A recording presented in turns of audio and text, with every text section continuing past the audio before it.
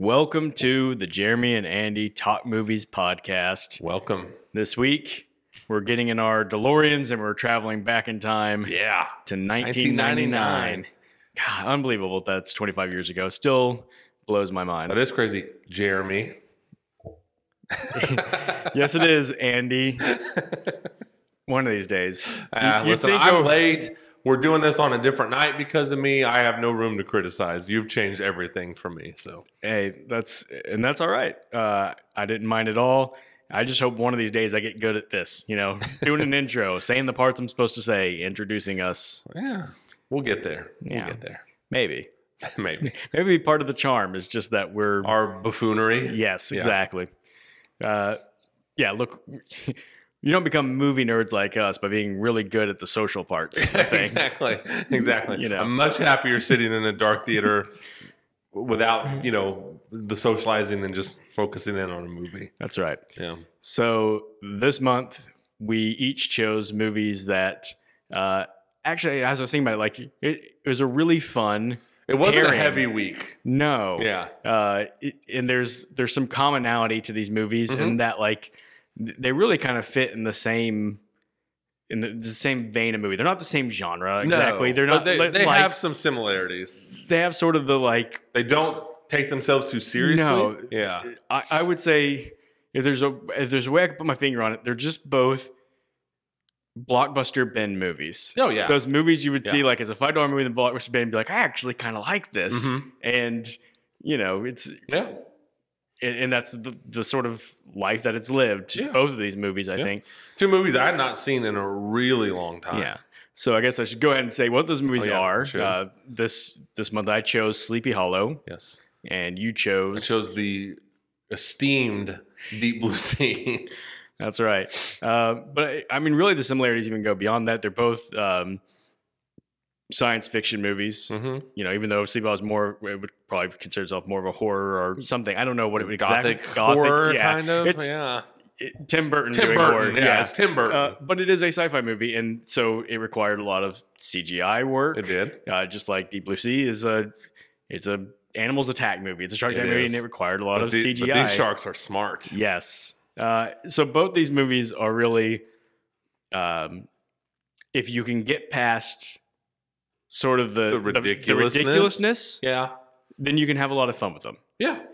They're both also exactly 1 hour and 45 minutes. Oh, that's crazy. I didn't even notice that. Which I didn't notice, honestly, watching Deep Blue Sea. I didn't really think about the time. When I was watching Sleepy Hollow, I started thinking about, how long is this movie? Yeah. And when I looked up both, I couldn't believe that they were the exact same amount of time. That's crazy. I want to talk Deep Blue Sea first, if you're okay with that. Yeah. I think just because it's... Well, there's so much to dissect in that movie. No, not at all. Maybe it's just because it's the one that I watched first. Also, I just want to pause right here and say, in case anybody's ever wondering, Jeremy, are you really, about this movie life? I am. And these movies both came out in peak.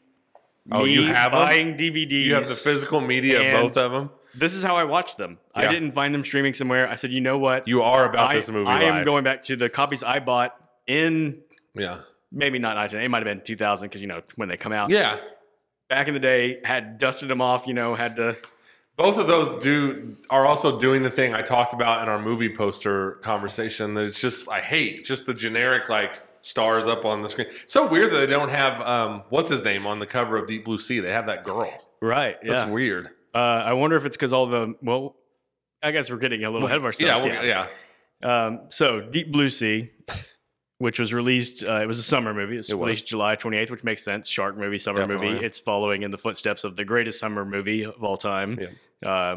Or at least the one that created summer blockbuster movies. The greatest, in my opinion. And I'm not going to argue with you. It was. This shocks me.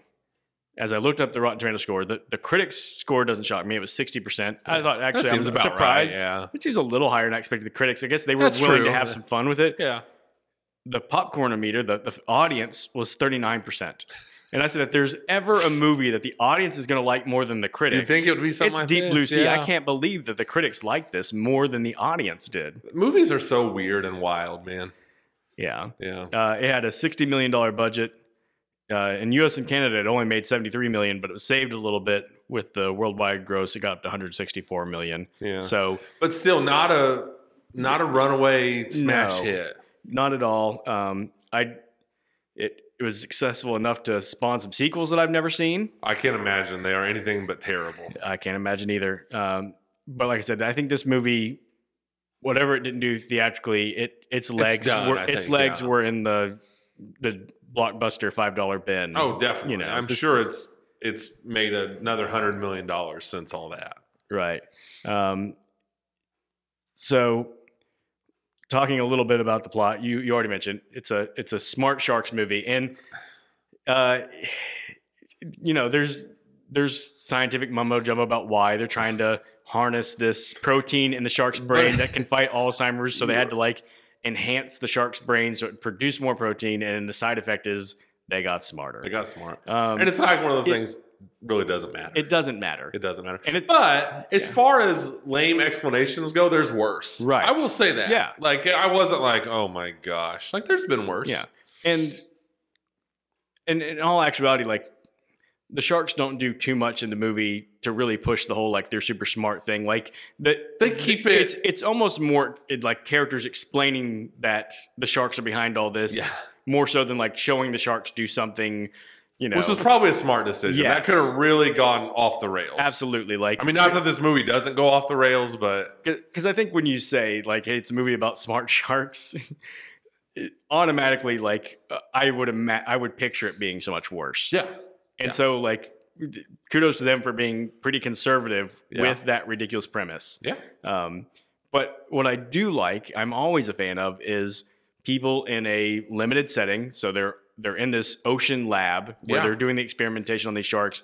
Things go wrong, and people are trapped in the subterranean levels of the lab with water coming in so the sharks can get in, and they're trying to figure out their way out. That element of the movie, that setup, I think is super cool. I agree completely. I mean, going back and you watch this, and I was trying to think of what my memories were of this movie. And it's unfortunately, so it's been long enough where so a couple things that stood out. I remember this movie kind of having some buzz because this was obviously, pre-streaming days. And now streaming, for whatever reason, they love to just crank out these generic shark movies. Mm-hmm. I had a day this summer where everyone in my house was gone, and I just put on Hulu and started scrolling through. There's probably 20 just on Hulu. And so this was before all that, of course. So there was some buzz around this movie. Not like this, here comes the next Jaws. But I think just some oh, cool, a shark movie. Yeah. So there definitely was some buzz, even though the box office didn't really seem to match that. Yeah. But it felt to me like I remember there's being some buzz. Yeah. Yeah. And I think part of it was that, of course, people are always making shark movies, but this seemed like a shark movie with a little bit of budget. And it was the first one where people were like, hey, they're actually doing some good things with the CGI and stuff. Now, when you go back and watch it now, and it's the CGI is dated. Rough. It's rough. But at the time, it was advanced stuff. It was, and you got some names to be in the movie. So it was beyond just some crappy, direct-to-video shark movie or something like that. Right. But yeah, I definitely remember at the time, and it held up rewatching it, just like you said. Cool premise. Mm-hmm. Let's not overcomplicate this. These people are trapped. And like you said, the idea of we're trapped somewhere and water is coming in, that's always going to work. That's smart. Not only does it build tension. Yeah, it's smart. I think it's really cool visually. It is. It's cool visually. There's some stakes right off the bat because of it. And yeah, that works. Yeah. And I think that's, you talked about you trying to remember where you were mentally when you saw it. I think when it first came out, I wasn't really interested because I was I don't really care for animal attack movies. Yeah. Because usually it's a lot of boring human work and then some grisly animal attacks, and that's the whole appeal. Yeah. And I think the fact that this was set up to be more, it's people trapped in a lab and trying to escape, and the sharks are a part of that. I was like, okay, there's more going on here that I can get into than just, hey, there's some dumb people who won't just stay out of the shark infested water and keep getting eaten. Right. Yeah, that's a great point. So one of the other things I love about this movie is that it doesn't have sort of a traditional character setup. And by that, I mean, the first time I saw it, I would have never guessed that the Thomas Jane character was going to be sort of our main heroic character, even though he's like the cool guy from the beginning. Yeah. So many movies have done that setup before, where they're like, here's the guy who's cool and really competent, but he's not your real hero. Yeah. You know, in fact, usually sometimes it's the nerdy or the quiet, or like the opposite of what you would expect. Right, exactly. And so you've got Samuel Jackson, like you said, some big names. He's the biggest name in the movie, and he's like really he was red cooking hot at this point. Yeah, because, he's cooking. You know, Pulp Fiction comes out in '95, and then he's just on a run from then. He's on a tear. Like Pulp Fiction, Die Hard with a Vengeance. What's the court movie with Matthew McConaughey? Time to Kill. Yeah. You know, he pops up in Star Wars: The Phantom Menace. Like, he is kind of the guy in a lot of ways. He really is. Yeah, and even if he hadn't had a lot of like really successful, critically successful movies with him as the main lead, he had started being the main lead in a lot of movies. And so when he pops up in this, you're going, well, Samuel Jackson will be the main lead. But his character, even, he's sort of the odd man in this environment. So he's not a traditional, you know, hero type. And then you got all these scientists. It's just totally different than any movie I'd seen. And then you got the LL Cool J preacher character who... I forgot how much time they devote to him in this movie. Yes. I literally forgot there's like that entire sequence of him in the oven and everything. That, I don't know how I just lost that in my brain. Yeah. So one thing I learned from the trivia is that was the part they originally offered Samuel L. Jackson. Yeah. And that I guess the part that he ended up having wasn't really even a part in the movie, and they rewrote it for him to have a different part that he would latch onto more. So I want to, like, whenever you want to, I want to have the conversation about that character in that big scene. Okay. We probably should. And this is, when we do the 1999 movies, we don't even have to say spoiler alerts because, guys, it's been 25 years. It's been 25 years. It's on you if you haven't seen this yet. Right. Okay. So, you know, let me just go ahead and say, the big thing of this movie, or one of the big things, I guess probably the big thing, Samuel Jackson's character dies. Really out of nowhere. The movie is clearly trying to set you up as the audience to believe that he is going to be the star and the hero of this movie. Yes. It's supposed to be this, you know, he's giving this big hero speech. Shark leaps out and grabs him, pulls him into the water, and then they just rip him to shreds. It's a lot. Do you think that, okay, a couple questions. Like, do you think that held up, number one? And don't you think, like, I just got the vibe, like, watching it this time, like, I almost feel like they thought that was maybe a little bit cooler than it actually was. Like, how did you feel about that rewatching? Well, when it first happened, I thought it was awesome. Like, I remember back in the day, everyone you show it to, and then when you show it to friends, you're kind of like watching your friends wait for their reaction. I didn't laugh watching it this time because you don't even really pay attention to. He's kind of looking over the water, and the Thomas Jane character says, "I wouldn't stand that close if I were you." And as a viewer, you just brush it aside the first time because you're like, "Well, he's not going to die." Yeah, like Samuel Jackson's character is not going out, you know, like this. Gives that heroic speech, and then it is all of a sudden. I still love it as a thing a choice that they make. It is one of the most difficult CGI moments of the movie where it just looks so bad. Really bad. That 99 to, like, I don't know, 2000, maybe till Peter Jackson comes along with Lord of the Rings. It's a rough patch for CGI. Yeah. Yeah. And I was trying to remember, and I wish I could say I had some memory of what I thought of that CGI at the time. Maybe we just didn't think of it because we didn't know it could be that much better. But it's really bad now. Yeah. I guess maybe dated is just a better word than bad. And there's, you know, to be fair to the movie, there's a lot of good visual effects in the movie. It's just when it goes bad. All that bad. Yeah. Yeah. But they were trying to do something. That one, they were asking a lot of the CGI people because you had the CGI Samuel Jackson and the shark coming out of the water, and grabbing pulling him apart. It's asking a lot. Yeah. It's also funny to me to think, like, what was it? Like, this movie, like, I just can't believe they got Sam Jackson to do that. Because you know that's not happening if he doesn't want it to. And apparently when he read the script and saw it happen, that was one of the things that sold him on it. He's like, awesome. He's like, yeah, I've done a lot of things in movies. I've never had anything like this happen to one of my characters in a movie. I mean, I guess kudos to him for not having the big ego and being willing to do that. I did read, again, in the trivia, I would have never thought of this, but it's kind of neat. In a trivia that is just full of references to Jaws, of course. Yeah. But they said that his death was a little bit inspired by the Tom Skerritt character in Alien.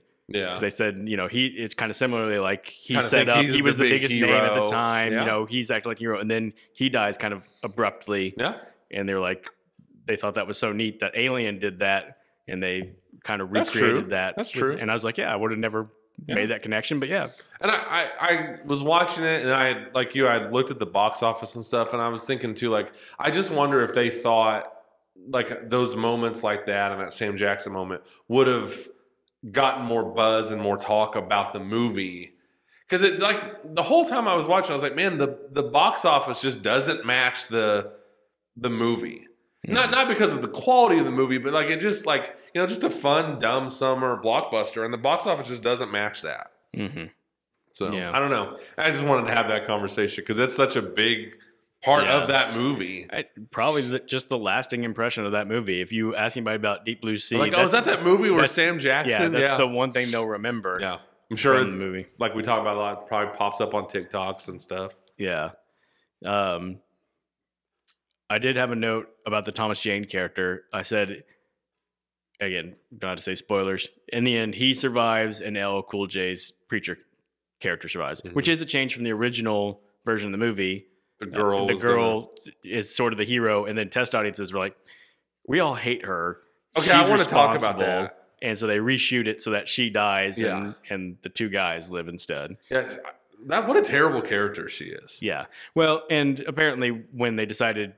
They leaned into it. He went back and edited out some other scenes to make her less sympathetic. Like, so. Yeah, she was like, you know, it's like you're not going to Deep Blue Sea for great characters or great character work, but it's like, I don't know, just a waste of a character. Yeah.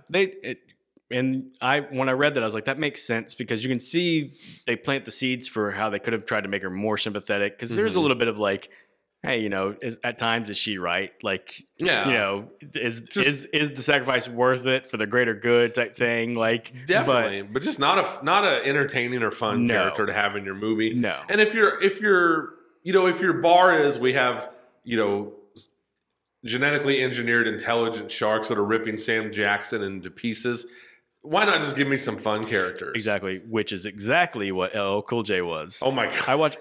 Here's the thing, I'm like almost embarrassed at how much I love LL Cool J in this movie. Yeah. Because I'm like, he's so much fun. It was funny in the late 90s, like some movies just decided like Halloween H2O does the same thing where it's like, you know what, LL Cool J's got a lot of charisma and charm. Let's just do that. And they do. Yeah. It made me wonder, like, why was he not in more movies? And it's probably because maybe he doesn't have any acting range, but I'm like, he's charming enough. Just keep having him do this. But didn't he landed eventually on one of those, was he like on Law and Order or some TV show? Like NCSI Los Angeles or something like that, I think. Yeah. But yeah, like, he's really charming in this movie. He's funny. Like, he's good. And it just seems like he is having, like, it's like he's like some kid that never gets asked to be on the kickball team or something. And they're like, hey, come over. And he's just so happy to be there, it seems like. Yeah.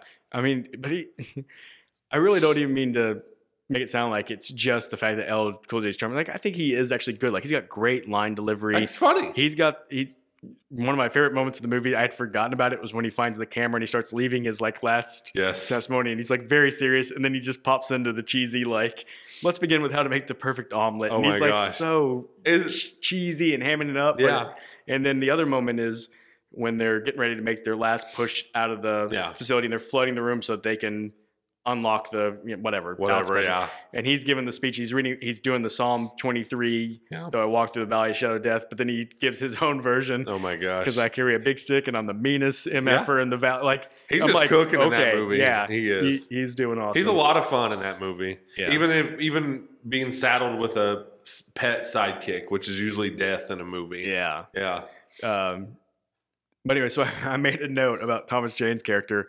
I said, it's almost like somebody watched Jurassic Park and said, Robert Muldoon should have survived that. Why did he was the most capable guy, and why did he die, and all these other people live?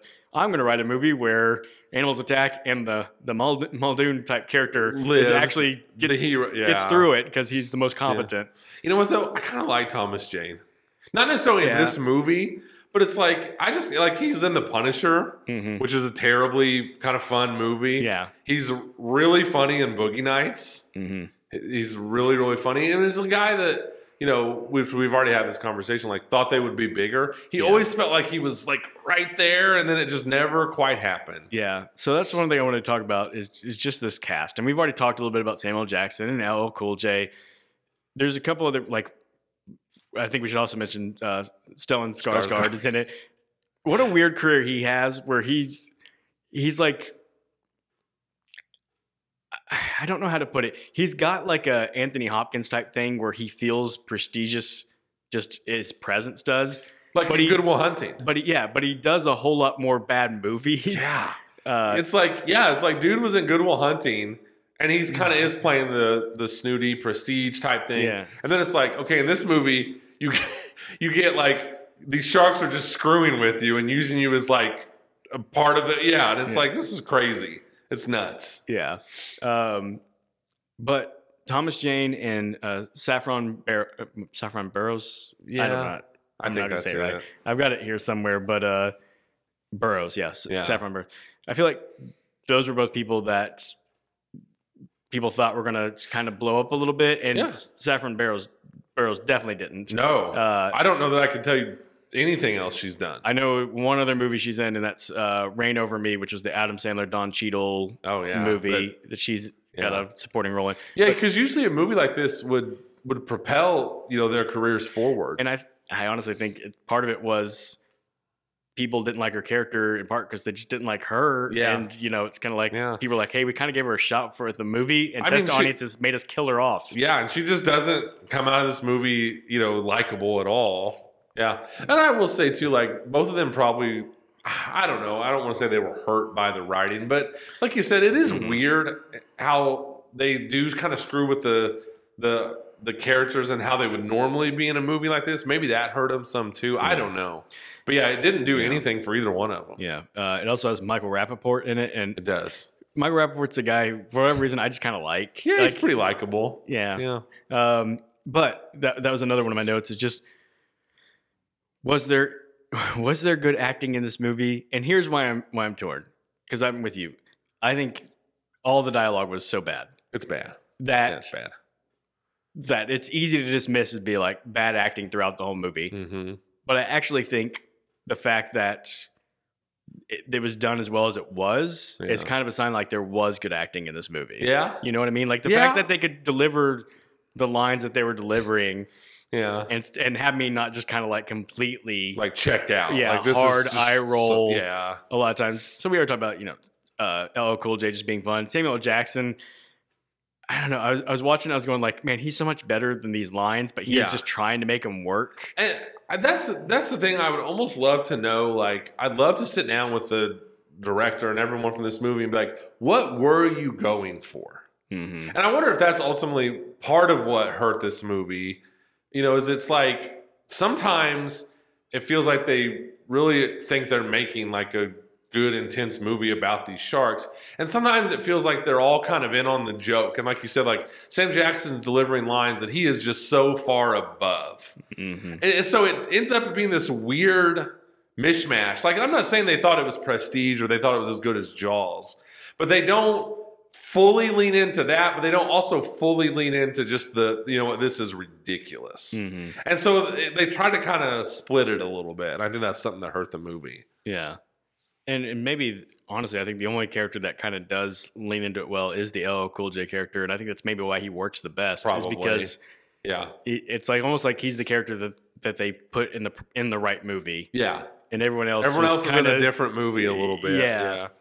But I mean, ultimately, you know, one thing I did know going into this, even though I hadn't seen it in a while, it's like, look, I know this is dumb. I know it was dumb when I picked it, but that's the challenge. You want to watch them and see if they hold up. Mm-hmm. And, you know, like you said, fun premise, you know, some missteps along the way for sure, some unlikable characters, but ultimately I had fun rewatching it. I did, yeah. There's some good set pieces. So there's some cool set pieces, yeah. It's a movie where there were moments where I was sitting there going like, this is so bad. How did I ever like this?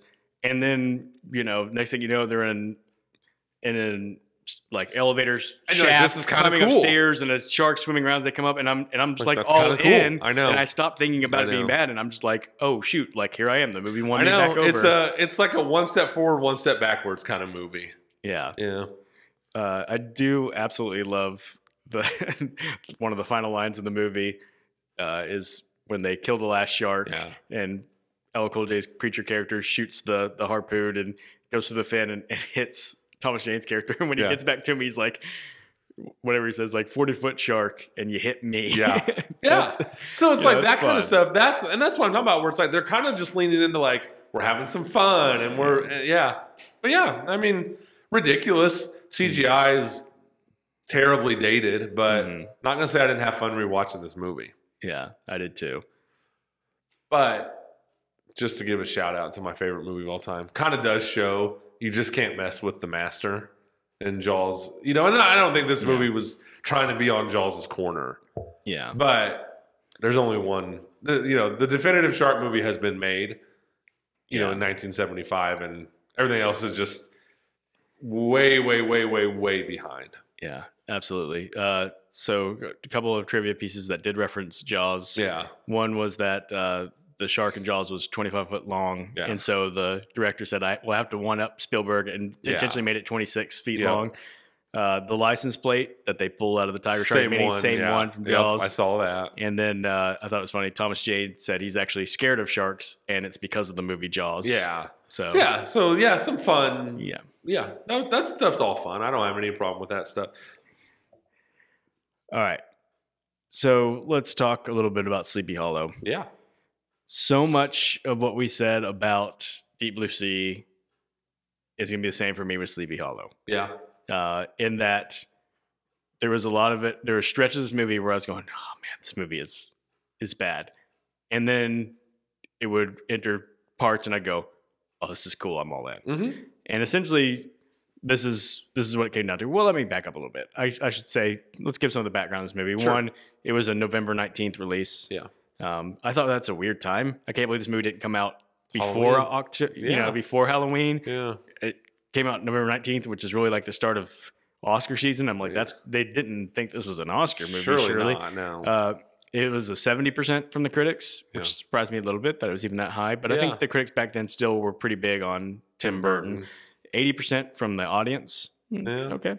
It had $100 million budget. That blew my mind. That was crazy. I saw that too, and I was like, golly. I mean, when you think Deep Blue Sea was $60 million, and this is a 67% increase from that. I guess Burton probably still had that enough stroke and stuff from Batman, even though that was 10 years prior. Yeah.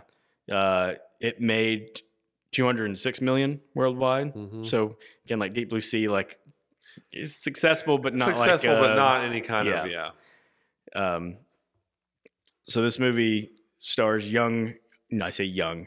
He wasn't young, but he looks young Johnny screen. Depp. That's one of the things that made me feel old watching this movie. Was going, oh man, Johnny Depp seems young, and he does. I don't remember him seeming so young. He seems really young in this movie. It also stars Christina Ricci and then Miranda Richardson, and then just a whole cast of old guys who are like, hey, that guy. I know that guy. That's the dude from Ferris Bueller. Exactly. Yeah. That's the Emperor from from Star Wars. Yep, a lot of familiar faces. Yeah. So again, this follows a well-known story. Everybody is pretty much familiar with the story of Sleepy Hollow, the headless horseman, and all of that. Ichabod Crane being the main character. This is a little bit different from the story it's based on, because Ichabod Crane in that one was this school teacher, and the whole thing was about how he's kind of cowardly and scared out of town. Yeah. But you got to make it cinematic. Yes, and this one he's a constable, which is basically like a detective, so he goes to investigate the murders of Sleepy Hollow.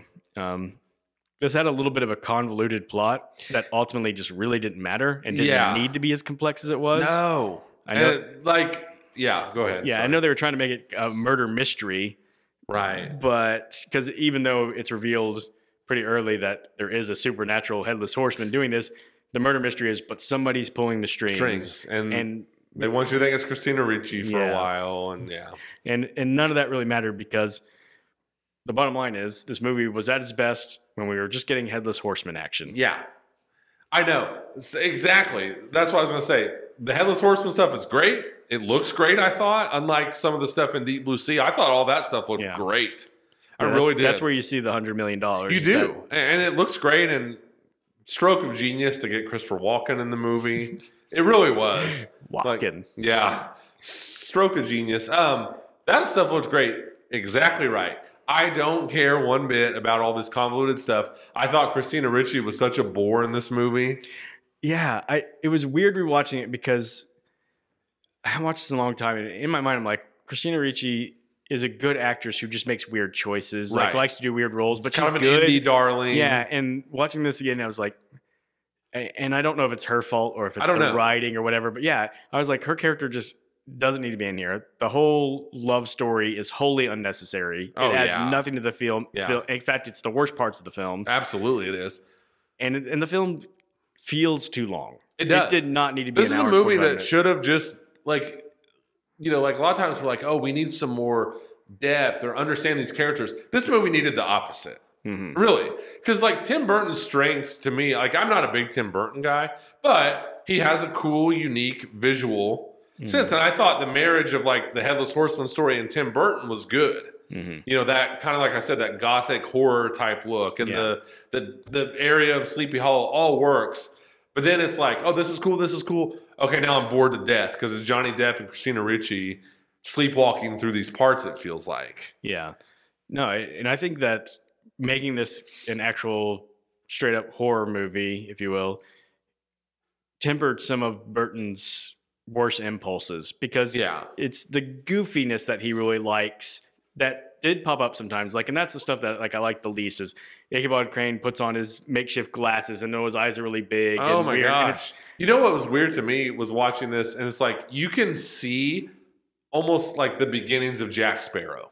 Yeah. And the Johnny Depp. Did you notice that? I thought sometimes he just kind of do like and I was like, oh, this is like, it's almost like him starting to form that Jack Sparrow character. That's the stuff that was, I didn't like. Well, and for Burton, I was like, boy, he just really maintains this aesthetic when he does Sweeney Todd, which I never even watched, but I've seen enough clips and stuff. I like it. And it didn't look like something that I would like. No. But my note on Depp was his character sucks in this movie. Yeah. Like, he's just not a fun character. No. But I think Depp is good for, he's really talented. I've talked about this before. An actor's ability so much has to do with the expressiveness of their face. Mm-hmm. And Depp has a really good expressive face. Yeah, and he does. I can imagine they were saying, hey, we need to cast a guy who's got to have a lot of reaction looks and like just sort of like, I'm sorry, like what's going on? Yeah, that's true. He does that great. Like, he does. The scenes of, it's a great scene when the old guys call him into the room and they explain the legend to him and he's just kind of got to be like, he does, uneasy. Does a great job with that.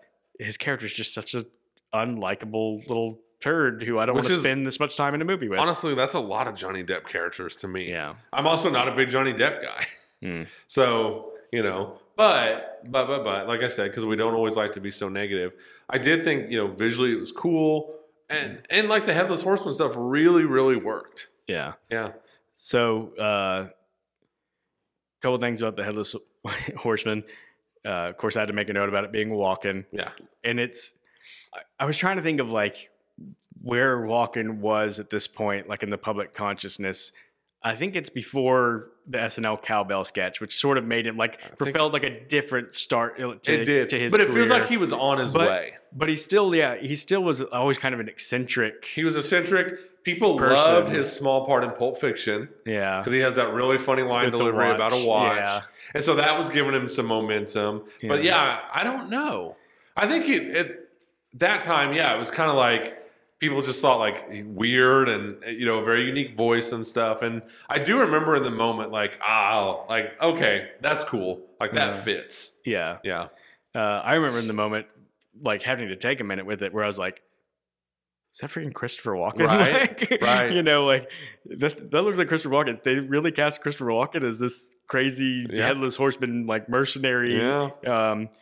But then the other part to it is that in his headless version, he's played by Ray Park, who of course played Darth Maul that same year. What a year for Ray Park! I mean, really, a great year for him. Even though we didn't like Phantom Menace, great year for him.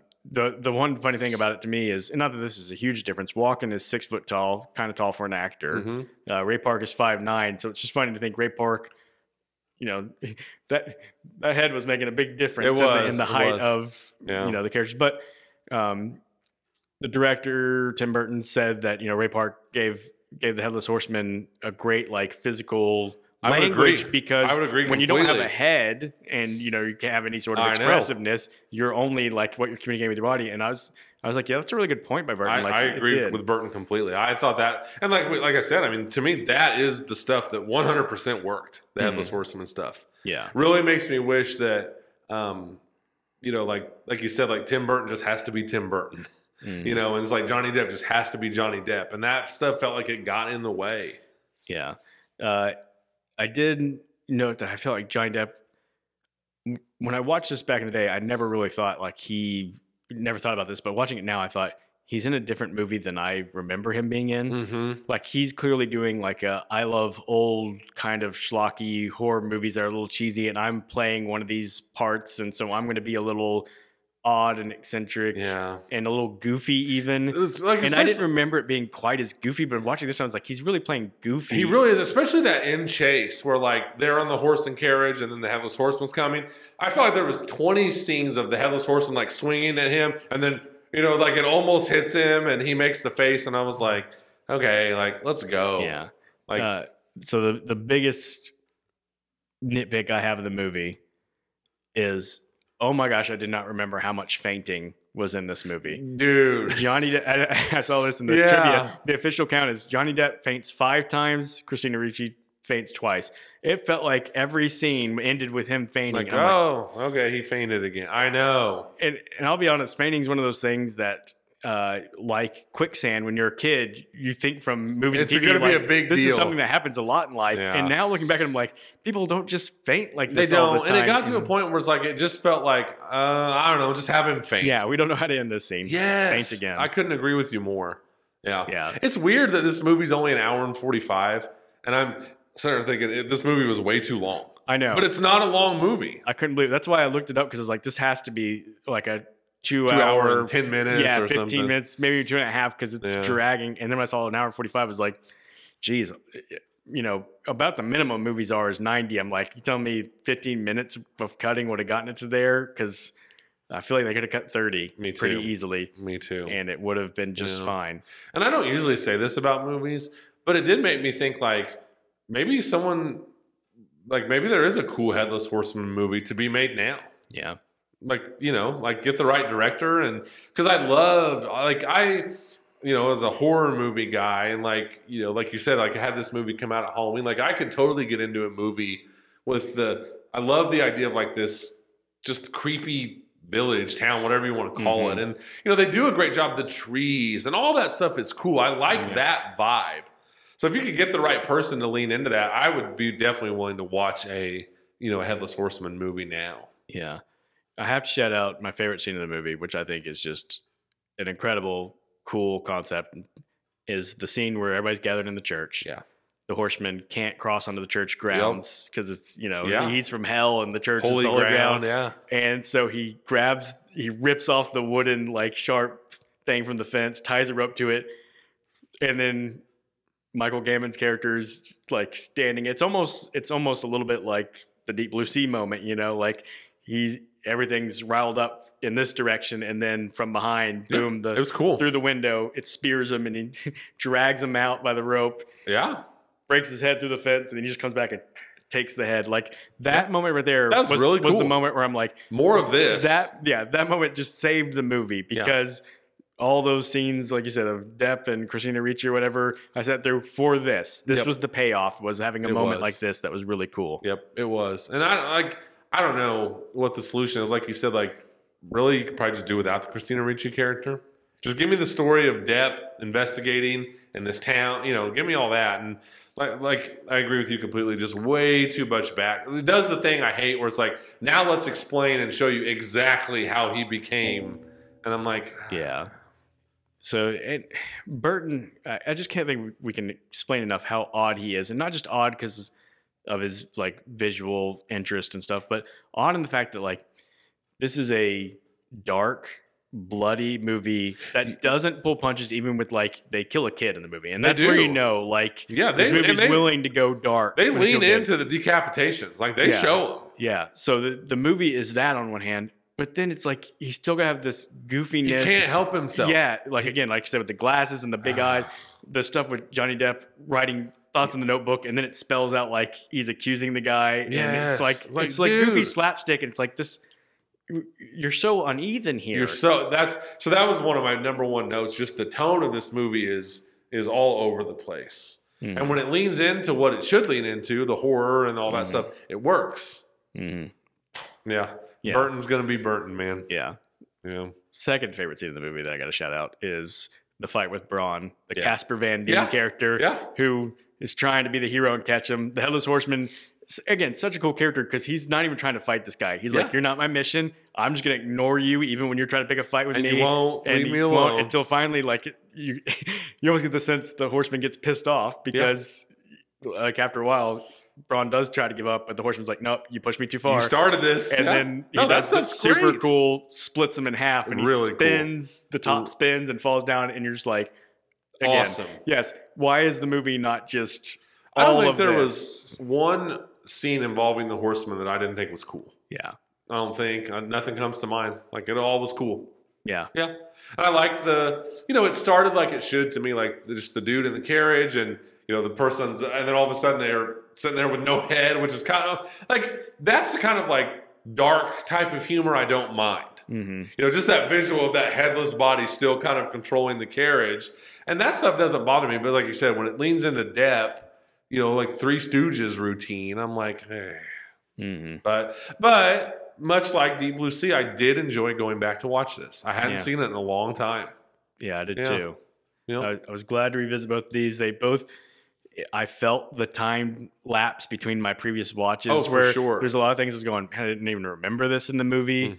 And it was, like I said, both movies, there were stretches where I was going, this movie's bad. And stretches where I was going, oh, this movie does some really rad things. Yeah, definitely. And then it's like, with all this stuff, like, you got to remember watching it in 1999. And you're not sitting there going, oh, boy. You're just not. I mean, I guess with some of the Deep Blue Sea stuff, you knew it was cheesy in the moment. But I don't remember thinking like, boy, that Sam Jackson death scene looked awful. Right. You're just going, holy crap, they just killed Sam Jackson. Yeah. Like I said, that was one of those scenes where I wanted to show the movie to all my friends just to see their reaction, in that one. Yeah. And also, I think I was the perfect age for Sleepy Hollow. Again, in 1999, when it came out, I had just turned 15. Yeah, so everything is cool. So it felt like dark and edgy. Oh yeah, for me, and I didn't pick up on as much of the goofiness that I picked up on now. What was weird is I was seeing tons of movies back then. I didn't see either one of these movies in the theater. They were both rentals for me. I think I did see Sleepy Hollow, maybe in like the cheap theater that I've talked about. I did not. Yeah. But like I said, I definitely had fun watching these. It's important to balance, I think. So, like I was looking back at our episodes like Fight Club, Bringing Out the Dead and stuff. And it's like, you need room for Deep Blue Sea also. Absolutely. Yeah. I was glad you picked it because it was one of those movies I've looked at a bunch of times and I was like, I don't know. If I had thought about it a couple times. I was like, no. And then I was like, you know what? We need to watch Deep Blue Sea. Yeah. And it was a really nice balance for me because of the movie I saw in the theater this week, which was not light and breezy at all. You want to talk about it a little bit? You want to have a little Terrifier 3 conversation? Yeah, let's have a little Terrifier 3 conversation. Terrifier 3. So I went to see it. I've seen Terrifier 1. I've seen Terrifier 2. Just real quick, have you seen what's? I didn't realize that this character had appeared in another movie. Yeah, have you seen? It's like a horror anthology movie. I have seen it. Okay, so you've seen all the stuff with this. I did. I was late to the game though. Okay. I started hearing about Terrifier probably like Instagram Reels or something, and then went and checked them out. Holy cow! So I guess the thing with the Terrifier movies is they are quickly becoming famous for their extreme gore. And I mean extreme gore. So I really don't have a ton to say. If you like that kind of stuff, you're going to like Terrifier 3. I went to see it with Molly and my horror movie watching partner. One thing I learned, and Molly's kind of learned about herself, she wants to be legitimately scared during a movie. She is not into all this gross stuff. That movie got over. She had not seen any of the Terrifier movies. That movie got over and she was just like, ugh. I mean, she's got a strong stomach. She's a horror movie fan. But she was like, that was gross. It is gross. But I'll say this. Like, if you're talking about these movies that their intent is to be gross, you know, we've talked on here before, like, I don't like Saw. I don't like Hostel.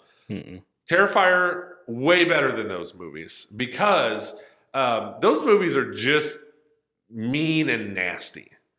You know, there's no redeemable characters. Everyone's a jerk. Everything, like, this movie, the Terrifier movies, the guy who plays Art the Clown, he's having a ball. And I actually think he is giving a good performance in the midst of this craziness. Yeah. Like, he's actually doing something.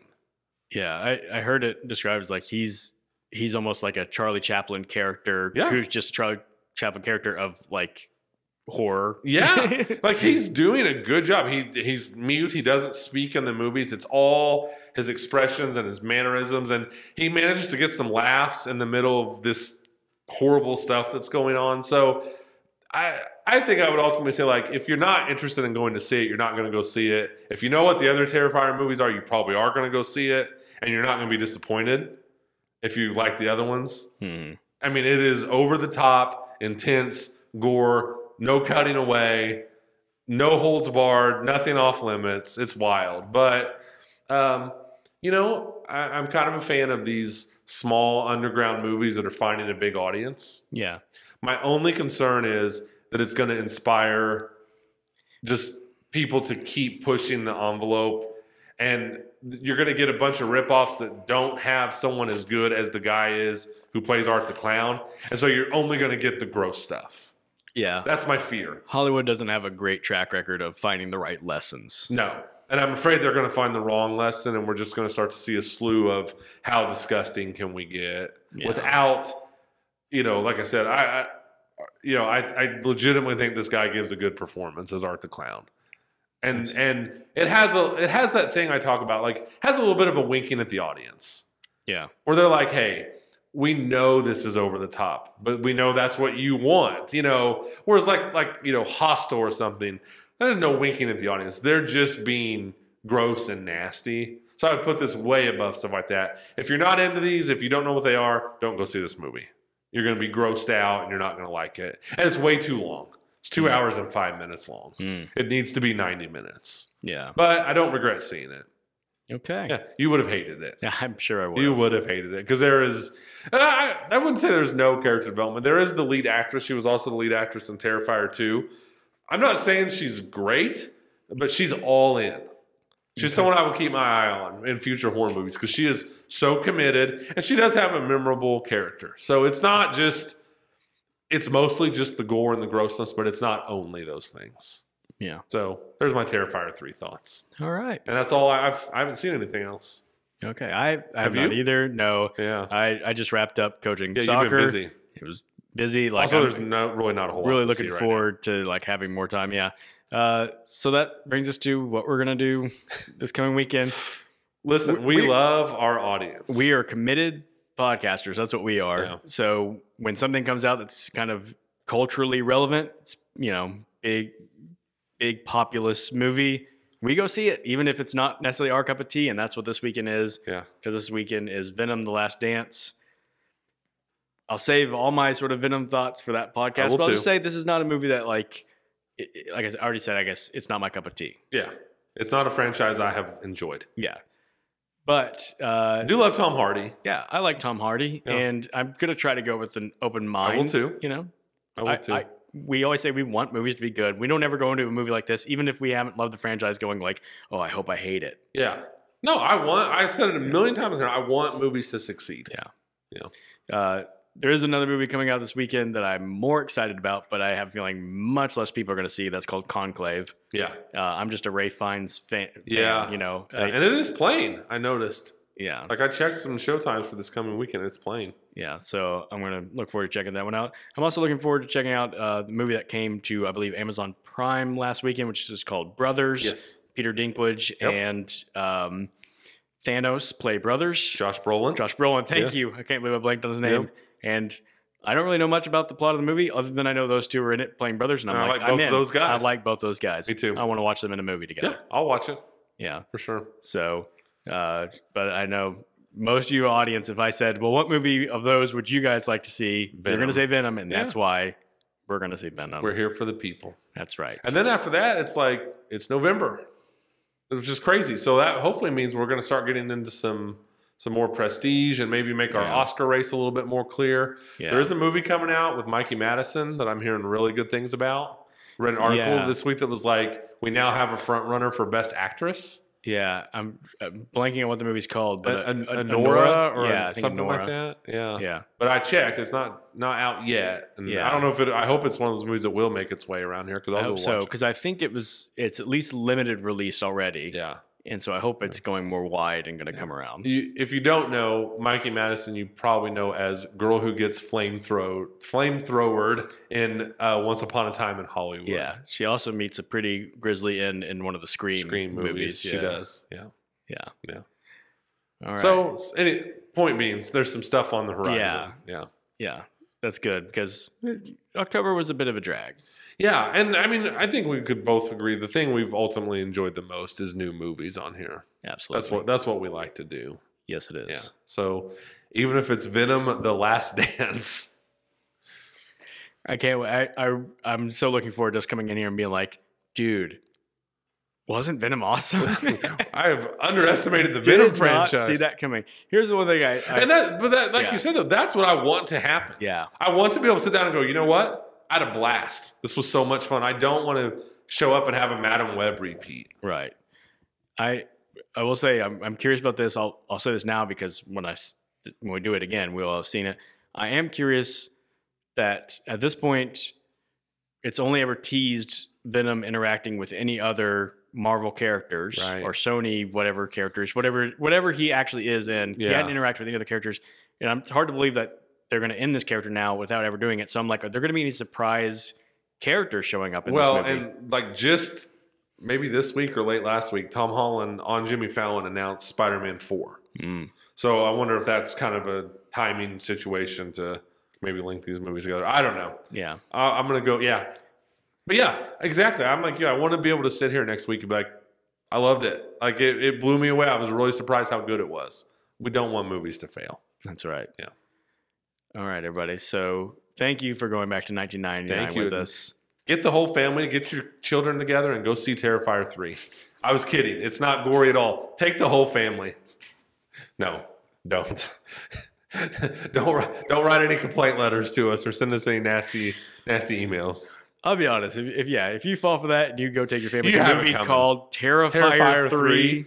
It was alarming. There was a couple that came and brought I would guess like a 10-year-old, and I was like, I don't know about that. But anyway. That seems like a bad decision. All right. Well, thank you guys for joining us. See you next week.